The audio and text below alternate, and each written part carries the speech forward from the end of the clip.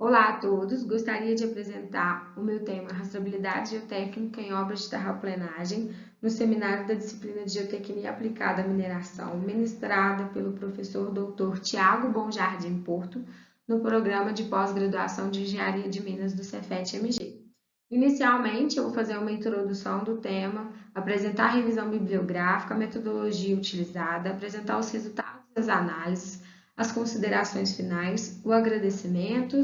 e as referências bibliográficas.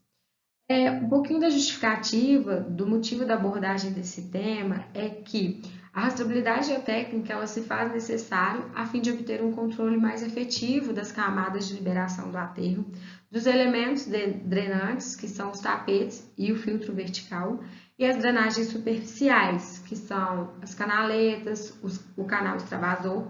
acompanhar os ensaios com o objetivo de possibilitar a disponibilidade dos resultados com uma maior agilidade, dar celeridade nas tomadas de decisões e garantir a confiabilidade das informações. Bom, falando um pouquinho da rastreabilidade das informações, ela sempre se fez necessária no ramo da engenharia como um todo, para a gente garantir o desempenho das atividades desde a origem até a aplicação final e garantir a qualidade conforme especificado nos projetos, nas especificações técnicas. Mas falando mais da rastreabilidade geotécnica nas obras de terraplenagem, elas são realizadas a fim de garantir a qualidade dos materiais aplicados no aterro. Porém, em maio de 2017, a portaria 70.389, mais específico no volume 1, tomo 2, se fez necessária a realização do ASIS e do ASBILT das estruturas com o intuito de evidenciar as informações referentes às estruturas e facilitar o agrupamento dessas informações. A portaria 70.389, ela criou o Cadastro Nacional das Barragens de Mineração, que é o SIG-BM, né, o Sistema Integrado de Gestão e Segurança de Barragens de Mineração, no qual estabelece a periodicidade da execução ou atualização, a qualificação dos responsáveis técnicos e o conteúdo mínimo com o nível de detalhamento que tem que ter no PSB, que é o Plano de Segurança da Barragem. Então, dessa forma, eu vou apresentar um pouco do controle tecnológico das obras em conjunto com recursos que foram utilizados, a fim de evidenciar a rastreabilidade geotécnica a ser realizada desde a investigação do material na área de empréstimo até a aplicação final no aterro. E só uma abordagem, né, a fim de esclarecimento, o ASIS é a elaboração da situação atual do projeto, né, ou seja, como que ele está na atualidade, e o ASBILT é a elaboração do projeto de como ele foi construído, ou seja, você tem o projeto e ao longo da execução ele teve algumas modificações, seja por geologia ou por metodologias executivas, a gente vai contemplar tudo isso no ASBILT. Falando então da importância da rastreabilidade geotécnica, ela visa garantir a inserção dos dados necessários durante a coleta da amostra, garantir a rastreabilidade em relação à procedência do material, garantir o cadastramento individual e sequencial das amostras no laboratório, visto que no passado a gente tinha esse problema de que cada área de empréstimo abria um livro novo, então tinha uma divergência, não, essa amostra é da Jazida 2, porque então isso agora com esse cadastramento sequencial individual, ele impossibilita essa divergência de informação, monitorar a execução e liberação dos resultados dos ensaios, garantir a atualização dos controles, o lançamento de materiais aprovados no corpo do aterro, a confiabilidade dos resultados das amostras e permitir uma retroanálise das estruturas em caso de um reforço ou alteração de projeto, né? Falando um pouquinho da revisão bibliográfica, as obras de terraplenagem elas são compreendidas como uma estrutura construída com solo ou bloco de rocha, no qual o solo e a rocha são materiais de construção, visto que há um elevado volume de movimentação de terra, né? Falando de corte a aterro, limpeza de fundação, e tudo a gente tem que atender às especificações técnicas dos projetos. Dentre todas as variáveis e complexidades do projeto, a caracterização do material junto à compactação são os principais fatores que a gente considera, porque eles que vão garantir a qualidade e a estabilidade da estrutura. Então, para a gente garantir a qualidade e a confiabilidade nos resultados, nós utilizamos os procedimentos estabelecidos pela NBR, que é a norma brasileira regulamentadora, e a STM, que é a American Society for Test and Materials. Falando um pouquinho do nosso pai, da mecânica dos solos, da engenharia geotécnica, o TERZAG, ele se dedicou toda a vida, né, a encontrar soluções de maneira racional para os problemas relacionados aos solos e às fundações. Atualmente, um dos procedimentos mais utilizados no controle de qualidade dos aterros compactados é o ensaio de compactação por Proctor normal, desenvolvido pelo engenheiro Ralph Proctor em 1933, referente a NBR 7182. E para executar as liberações das camadas, a gente utiliza o controle de compactação pelo método de Hilf, conforme NBR 12102, que permite a gente determinar o grau de compactação e desvio de umidade sem a necessidade de conhecimento prévio do teor de umidade do solo compactado no ponto de controle. Conforme o Faisal Massad fala, né, o que é a compactação do solo? É quando você reduz o índice de vazios através de processos mecanizados, seja através de equipamentos pesados, pneumáticos ou mesas vibratórias, através da expulsão ou compressão do ar, dos vazios dos poros, que acarreta no aumento de resistência ao cisalhamento e você reduz os recalques e erosões. Então, a compactação do solo está compreendida desde a escolha da área de empréstimo até a etapa de compactação, visto que a gente deve avaliar se todo o material está disponível para a gente executar a obra, porque não adianta a gente iniciar a obra e depois ver que não tem esse material para concluir, se as características do solo e o teor de umidade estão adequados e avaliar se a distância, o DMT, ele está viável a fim de executar a obra, né? As investigações geotécnicas são realizadas na área de empréstimo e consiste na abertura de trincheiras para coleta de amostra para fazer a caracterização completa, uma análise prévia, que é a análise tátil visual, e a cubagem da área. E quando a gente fala de caracterização completa, além do ensaio de compactação de Proctor normal, é realizado o ensaio de umidade natural, massa específica dos grãos, limite de Atterberg, granometria completa por peneiramento e sedimentação e permeabilidade. E devido à heterogeneidade da área de empréstimo em termos de compactação do solo, para a gente garantir uma liberação na etapa de liberação de camadas, né, a gente delimita o grau de compactação e o desvio de umidade, que dessa forma a gente vai garantir um parâmetro de qualidade na liberação das camadas. E o controle de compactação, ele também visa a gente monitorar o controle de espessura de camada e a energia de compactação através da velocidade da passada do equipamento. Então, aqui para elucidar melhor como que faz todo o procedimento, né? A equipe de laboratório vai junto com a equipe de topografia na área de empréstimo, enquanto o laboratório faz a coleta, a topografia realiza o cadastramento tanto da área de empréstimo quanto do ponto de coleta, pega as coordenadas e a elevação. Depois, ambos vão para os seus respectivos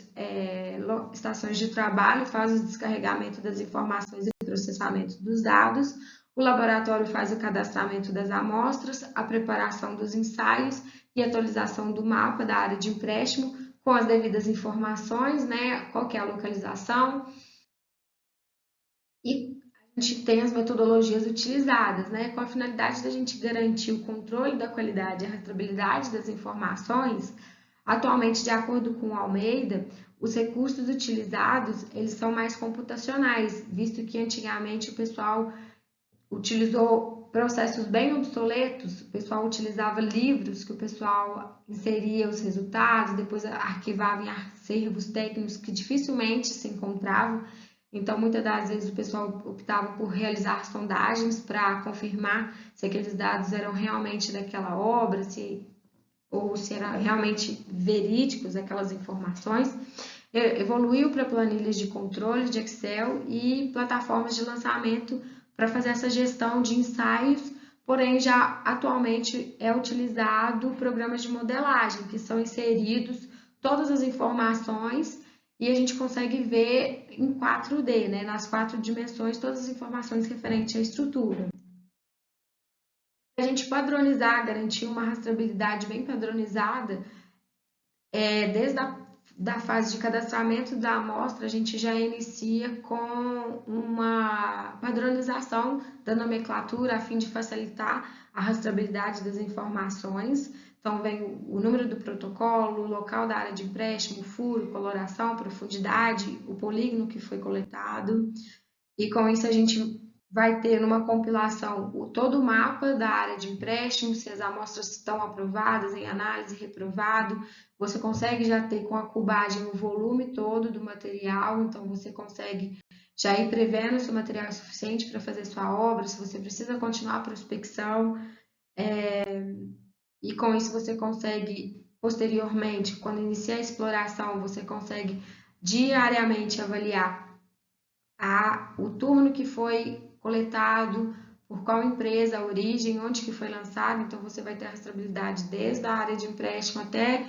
o local de aplicação. E quando a gente está falando dos ensaios de caracterização, você consegue acompanhar o status dos ensaios. Se você coletou muitas amostras, às vezes o ensaio ainda está na fila de espera e não foi para a etapa de análise e preparação de amostras, que você leva para o pátio, espera secar, faz o quarteamento e inicia os demais ensaios. Então você consegue ver se não está iniciado, se está em andamento, já está fazendo os cálculos, se já está em verificação, aprovação, está aprovado. E com isso você consegue acompanhar todas as etapas, consegue elaborar quadros resumos que facilitam a visualização das informações e posteriormente a gente leva para a aplicação, que você faz a divisão das aplicações conforme o volume de liberação. Então a sua área vezes a espessura aplicada vai ter o volume de liberação, 500 metros cúbicos, 600 metros cúbicos. E tudo isso toda a rastreabilidade você vai garantir no cabeçalho do seu ensaio. E posteriormente a gente emite os quadros resumos para poder visualizar e fazer o controle estatístico, que são as médias, desvios padrões, índice de reprovação, e evidenciar todos isso diariamente através das plataformas de Power BI. E não é aplicado apenas ao aterro, a gente também consegue aplicar tudo isso aos elementos drenantes. Se os ensaios necessários foram atendidos através dos realizados, as caracterizações completas de material aplicado, granulometria. Então a gente consegue fazer todo esse controle e garantir a qualidade do aterro, né? Aqui, como eu falei, quando a gente está falando de aterro, não é apenas o aterro, é desde a área de empréstimo, o estoque dos partes de agregado, grau de miúdo, o material aplicado, liberação de camada, caracterização completa, extração de deformada. E quando a gente está falando dos elementos drenantes, que é o filtro e os tapetes, é a liberação de camada e caracterização completa, que a gente realiza granulometria, permeabilidade, índices de vazios, né? Posteriormente, como eu mencionei, a topografia sempre anda junto ao laboratório e a gente consegue visualizar todos os pontos de coleta das amostras. E atualmente, na metodologia BIM, que é Building Information Modeling, a gente consegue ver a camada, a espessura da camada, o ensaio, que quando você clica nesses quadradinhos, você consegue ver a ficha de verificação de serviço, o ensaio e o relatório fotográfico.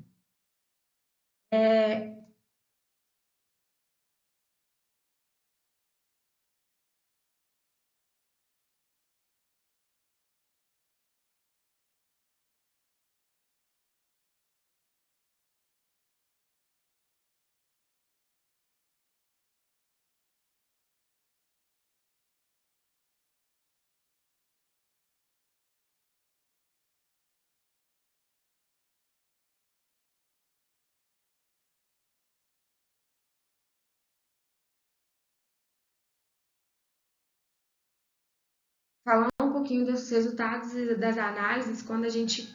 faz a comparação das planilhas de Excel, elas são muito morosas, suscetíveis a erros e alterações das informações que podem ser corrompidas. Falando um pouquinho mais das plataformas de lançamento, elas possuem uma maior confiabilidade, visto que, uma vez que você lança o cadastro, não é possível cancelar o protocolo, você tem uma maior celeridade nos resultados, né? E na modelagem BIM, hoje ela é muito melhor, porque além de você já ter os resultados, poder fazer todo esse acompanhamento, você consegue ver tudo isso em uma única plataforma. Você já tem toda a gestão documental, todo o controle de qualidade, o planejamento, e você consegue fazer todas essas modelagens. Falando um pouquinho das considerações finais, a rastreabilidade geotécnica, ela depende, você vai utilizar o que cada projeto, o controle mais adequado em virtude do orçamento da obra, né?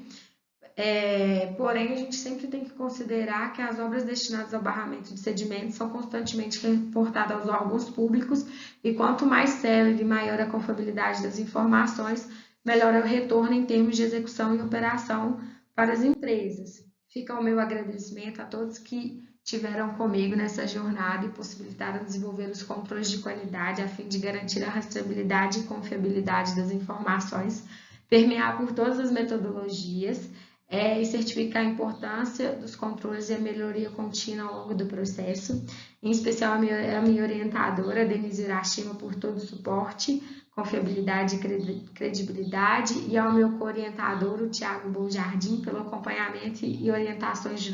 durante todo esse desenvolvimento da dissertação e do seminário também, e a referência bibliográfica utilizada ao longo da pesquisa do seminário. Muito obrigada.